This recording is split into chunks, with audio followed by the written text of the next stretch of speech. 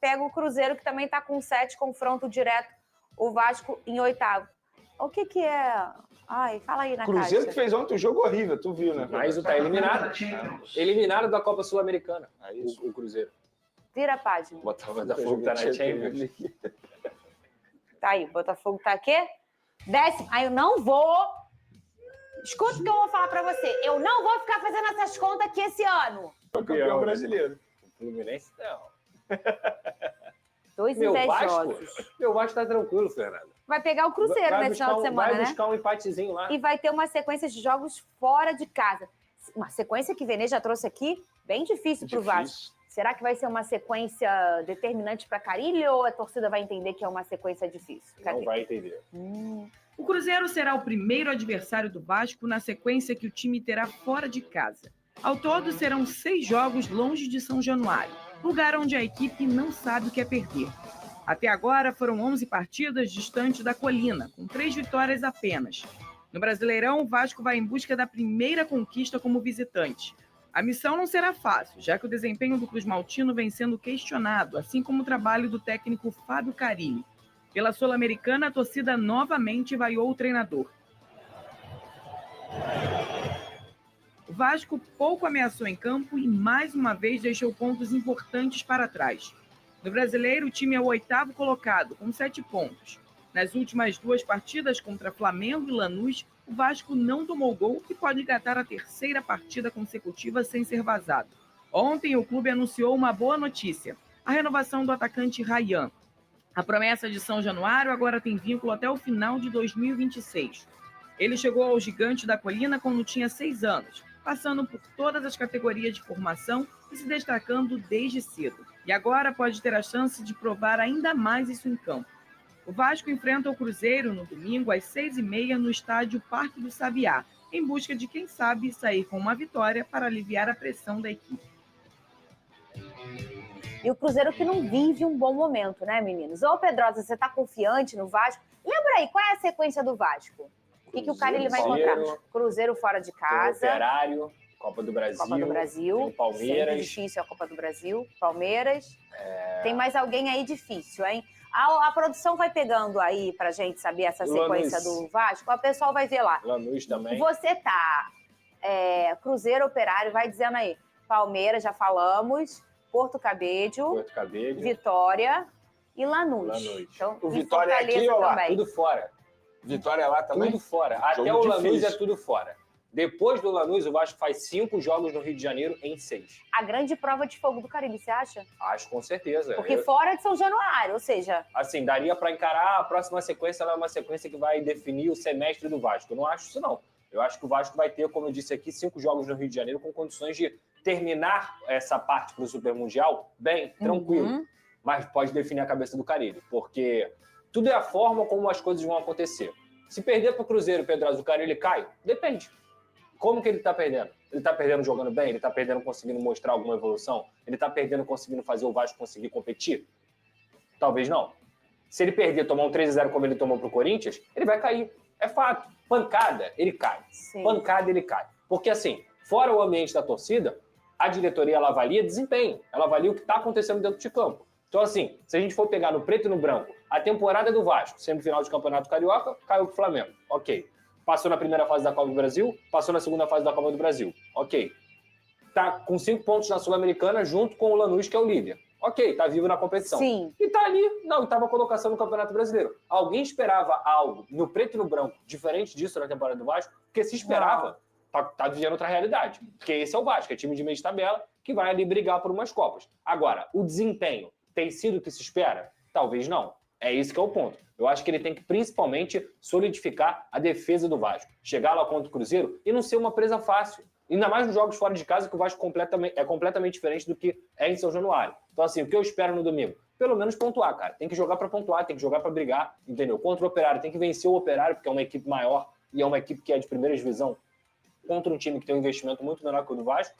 E os outros jogos é brigar também. O que o torcedor talvez espere, Fernanda, tudo bem que tem aquele que já está com a opinião formada, que é fora Carille e tudo mais. Mas o que o torcedor, que é um pouco mais lúcido, espera é competir. Competir. É isso. Se não competir, vai cair na tabela, vai cair nas competições, aí realmente vira uma crise. Mas assim, tem que ter um alinhamento de expectativa. O próprio Cruzeiro aí, que fez um investimento milionário, cheio de jogador badalado, acabou de cair na Sul-Americana. Imagina se fosse o Vasco caindo na Sul-Americana, a crise que ia estar, e com um investimento muito menor. Então assim, cara, tá dentro do padrão, Fernando. A verdade é essa. Fábio Carille faz um ótimo trabalho? Não. Ele faz um péssimo trabalho? Também não. Mas e tem um ponto também, né, Vene, que é assim... mas Fernanda, eu concordo com o Pedrosa, mas olha, eu não gosto do estilo de jogo do Carille. Não, mas espera aí. Quando você contrata o Carille, você espera o quê? Não, tudo bem, eu também acho isso. Mas eu acho o seguinte, eu acho que para a prateleira que o Vasco hoje tem financeira, que eu tô feliz falando, a gente vem um tipo de jogo que é para você tentar, com as peças que você tem, encarar o calendário brasileiro. Então vai trocar o Carille, vai pegar talvez um cara um pouquinho mais ofensivo, vamos dizer assim. Então, ele vai ter um outro tipo de jogo, mas ele vai bater nos mesmos problemas. Na mesma limitação. Na mesma limitação. Porque olha aqui, Vene, há quanto tempo neste programa a gente já reconheceu que o problema do Vasco é a regularidade dentro de um jogo. Ele não consegue ficar 90 minutos jogando muito bem. Ele joga 45 minutos espetaculares e do nada baixo. E será que a culpa é sempre do treinador? Eu acho que são as limitações ali que o Vasco acaba tendo. Porque o Vasco está num momento de se reconstruir.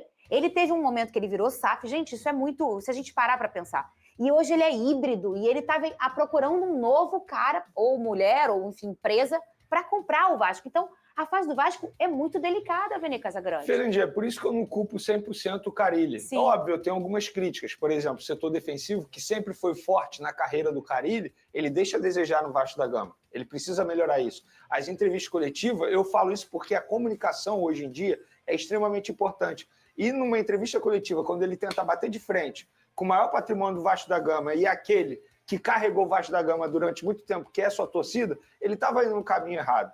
Fora isso, a gente precisa também olhar o que foi entregue para ele. Por exemplo, as peças para o setor ofensivo vieram durante a temporada. Ele, teoricamente, tem que trocar o pneu com o carro em andamento.